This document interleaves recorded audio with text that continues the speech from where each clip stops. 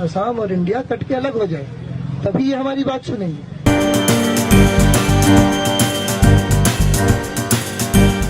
नमस्कार, स्वागत है आपका नेटवर्क न्यूज में। आपके साथ मैं हूं सपना दुबे। अपने भड़काऊ भाषण के बाद चर्चाओं में आए जेएनयू छात्र शर्जील इमाम के सर पर मुसीबतों का पहाड़ टूट पड़ा है। नागरिकता संशोधन कानून के खिलाफ हो रहे प्रदर्शन के दौरान विवादित बयान देने के चलते कन्हैया के बाद अब जवाहरलाल नेहरू विश्वविद्यालय के एक और छात्र पर देशद्रोह के आरोप लगाए जा रहे हैं। दरअसल हाल ही में जेएनयू छात्र शर्जील इमाम ने अलीगढ़ मुस्लिम यूनिवर्सिटी में एक भाषण दिया था, जिसके बाद पूरा विवाद खड़ा हो गया। परमानेंटली नहीं तो कम से कम 1 आध महीने के लिए तो कट कर ही सकते हैं। मतलब इतना मवाद डालो पटरियों पर, रोड पे, उनको हटाने में 1 महीना लगे, है कि नहीं? जाए एयरफोर्स से।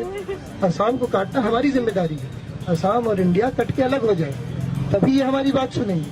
असम में जो मुसलमानों का हाल है आपको पता है, सीए नाफिज हो चुका है, वहाँ डिटेंशन कैंप में लोग डाले जा रहे हैं, है ना? और वहाँ तो खैर कत्लेआम चल रहा है। 6-8 महीने पता चलेगा सारे बंगालियों को मार दिया गया, हिंदू हो या मुसलमान, ठीक है? तो अगर हमें असम की मदद करनी है तो हमें असम का रास्ता बंद करना होगा फौज के लिए, समझ रहे हैं? फौज के लिए, और जितने भी जो भी यहाँ से सप्लाई जा रहा है बंद करो।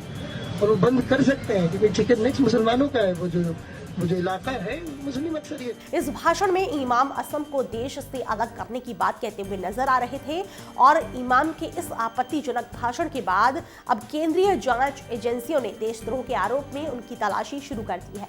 इसी बीच केंद्रीय जांच एजेंसी ने बिहार के जहानाबाद के काको स्थित इमाम के पैतृक आवास पर जाकर देर रात छापेमारी भी की। साथ ही उनके चचेरे भाई समेत 3 लोगों को भी हिरासत में ले लिया गया है। फिलहाल इमाम का तो कुछ पता नहीं चल पाया है। उनकी आखिरी लोकेशन पटना में मिली है, लेकिन आखिर इमाम रातों रात कहां गायब हो गया? शर्जील की तलाश में जुटी पुलिस की माने तो वो देश का कोना कोना छान मारेंगे, लेकिन इमाम को ढूंढकर निकाला जाएगा। इमाम आखिर किसके डर से छुप रहा है, ये तो वही बता पाएगा।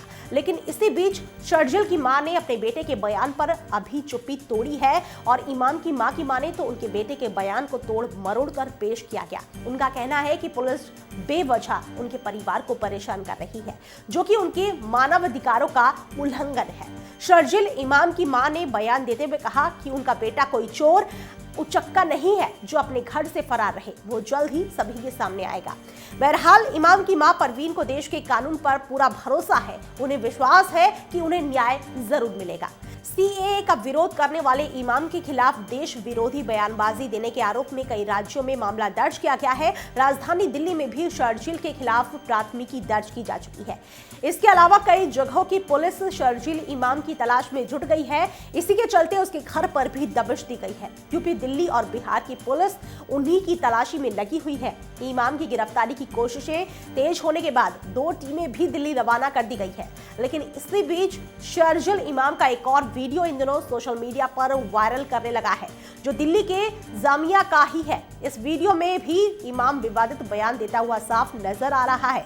इमाम कहता हुआ नजर आ रहा है कि हमारी ख्वाहिश है कि राजधानी में चक्का जाम हो, सिर्फ दिल्ली ही क्यों बल्कि पूरी दुनिया में चक्का जाम होना चाहिए। इस वीडियो में इमाम आगे कहता हुआ दिखाई दे रहा है कि मुसलमान अगर चाहे तो भारत के कई शहरों में चक्का जाम कर सकता है।